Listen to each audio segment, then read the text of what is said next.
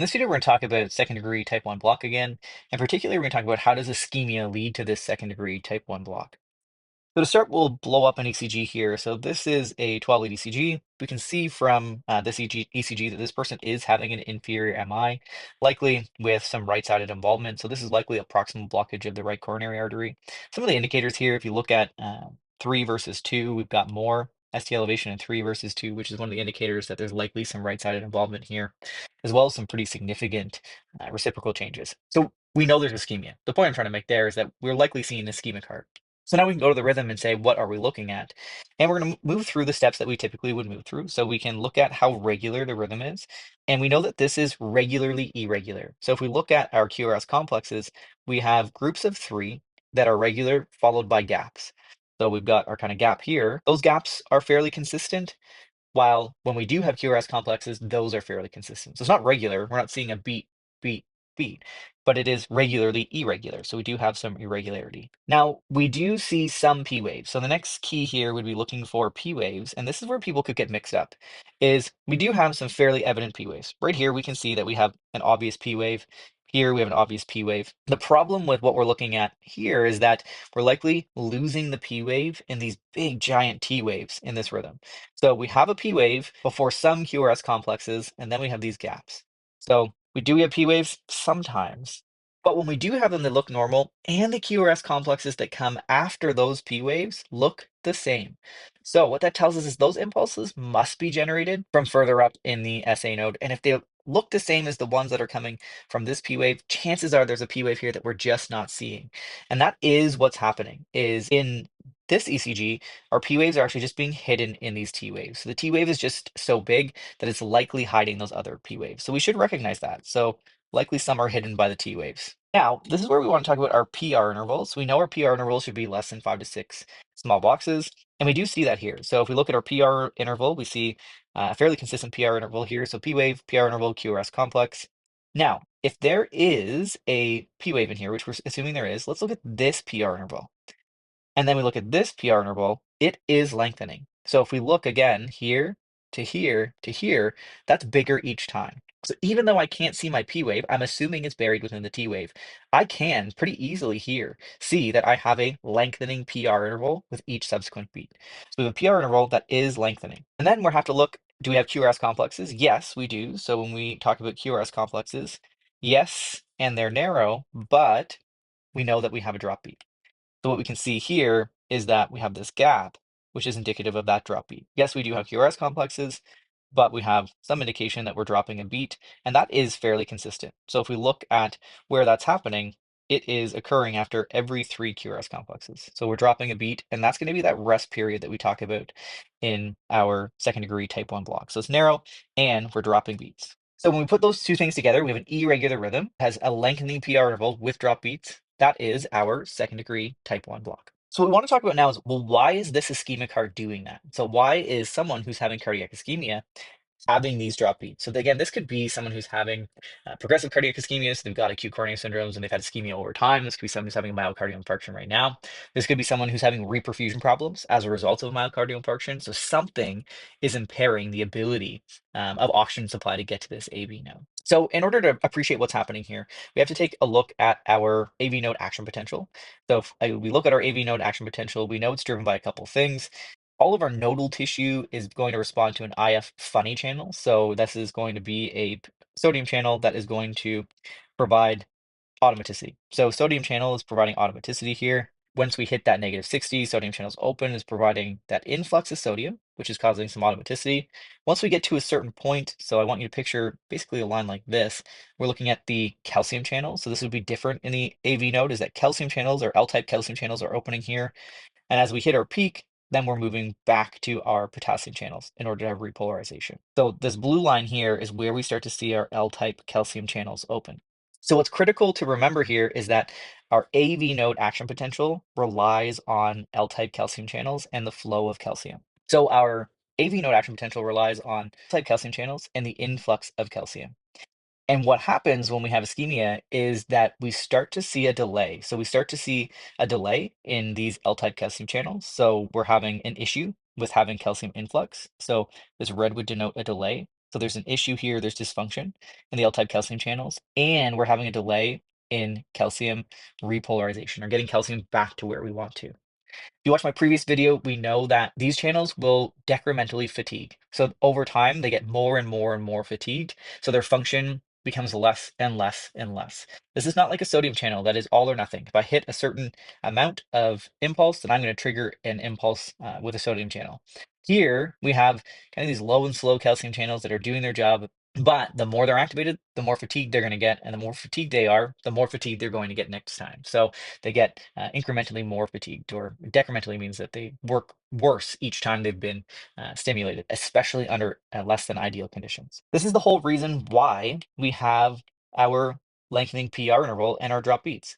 Every time a stimulus is coming down from the SA node, when we're looking at a AV node that already has some challenges with their L-type calcium channels and fatigue, every stimulus, every subsequent stimulus is going to lead to more fatigue and more refractory until eventually we get to the point where there's no tissue left to function and we drop a beat. And that's exactly what we're seeing here is progressive fatigue of those L-type calcium channels to the point where we can no longer have an impulse traveling through.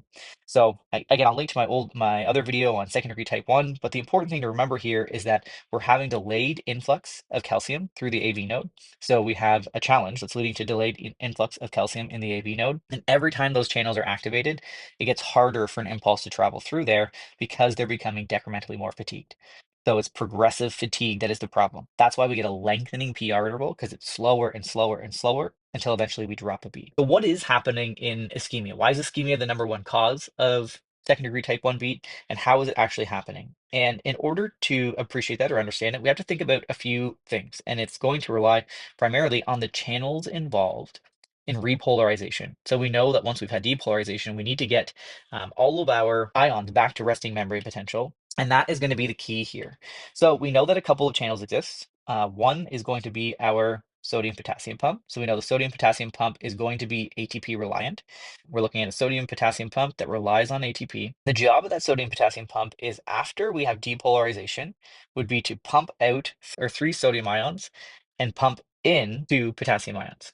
Now, it's also important to remember that we have a calcium and sodium exchanger. So this would be the NCX, or this sodium and calcium exchanger that lives off the cell membrane. So this is your NCX. And its function is to exchange sodium for calcium. And what it does is it actually will push 3 sodium into the cell. So the sodium calcium exchanger will take 3 sodium into the cell while pushing 1 calcium out of the cell.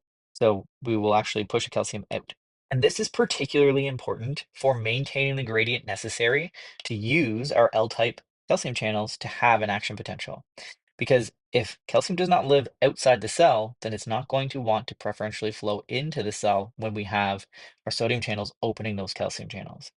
So we can draw our L-type calcium channels on our membrane here as well. Remember that they are working on a gradient. So we want calcium, when we have opening these channels, we want calcium to flow into the cell based on the fact that there is more calcium outside than there is inside. So we need to maintain a gradient where there is more calcium outside than there is inside. So you might be thinking, well, what does this have to do with ischemia? And it's going to be related to ATP. So we know that when we become ischemic, that we have less ATP. So ischemia is going to reduce the amount of ATP we have. And that reduction in ATP is going to lead to a shutdown of our sodium and potassium pump. So if we can't have ATP to allow the sodium potassium pump to function, then it will no longer function. So we start to see is the sodium potassium pump no longer does its job effectively. And we're gonna have a few issues with that, is that means that our concentration of sodium inside the cell is going to increase. So if the sodium potassium pump is not working, then we start to see an increase in sodium concentration within the cell. So you start to see increased sodium concentration within the cell. That is going to increase our potassium concentration outside the cell. And that is going to lead to actually a reversal of our sodium and calcium exchanger. Because now, if we have more sodium inside the cell than outside the cell, we will be preferentially moving potassium out and calcium in. So one of the big issues here is that we start to see a reversal of this gradient. So we start to see this exchanger actually change directions. So one of the critical pieces here is that with decreased sodium potassium pump function, we see an increase in intracellular sodium concentration, and we actually get reversal of the NCX, which means we begin to pump sodium out and calcium in. So we're basically looking at a domino effect here Where if that's the case, we start to see increased intracellular concentration of calcium. And as a result, we're going to see reversal of the flow of ions through our calcium channels, which is going to make it much harder to have this action potential or have our L-type calcium channels create an action potential if they are not moving the ions in the right direction. So what starts to happen is we get a slower action potential. And the issue that we have with this is it gets progressively worse. We're looking at a decremental function. So every time we do have an action potential, all of this gets worse and function gets consistently poorer, which is going to prolong our PR interval as it takes a longer time for our action potential to move through the AV node until eventually we can't have the function that we want. So to recap, what are the big problems we see here?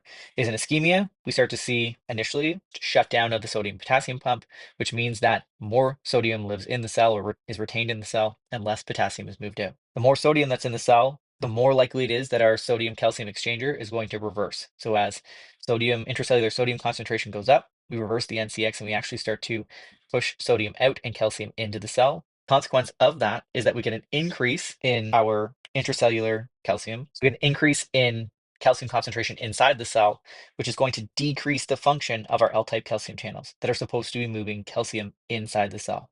As a result, what we start to see is worsening of this action potential. So instead of looking like this, we start to get an action potential that is much slower, harder to reach. And the problem is that every time we have an action potential, we're going to see more sodium inside the cell, less ability of the sodium-potassium pump to do its job, and this will have decremental function. So we start to see worsening every time. And as a result, that's why we get a lengthening PR interval. So we start to see impulses traveling down, but this tissue where the calcium channels here are having a really hard time relaying that impulse. So again, when we're looking at how do we relate what's happening intracellular here to the big ticket of conduction, is it relates entirely to refractory period. So the harder it is to have an impulse, the longer the refractory period is going to be, or the more we stimulate these cells that are ischemic, the more sodium that's going to be inside the cell, the worse our intracellular calcium concentration is going to be, and the harder it's going to be for these L-type calcium channels to function. We actually see that through conduction. Is an impulse will travel through here, activate sodium channels or calcium channels, and will attempt to have repolarization or move the ions back to the right part of the membrane. Because of that, we start to see even worsening refractory. Another impulse travels down from up here. Same thing, we activate more sodium inside, more calcium inside, even harder time utilizing those L-type calcium channels until eventually all of this tissue is in refractory. We're actually seeing no net movement of ions here, and we drop our beat.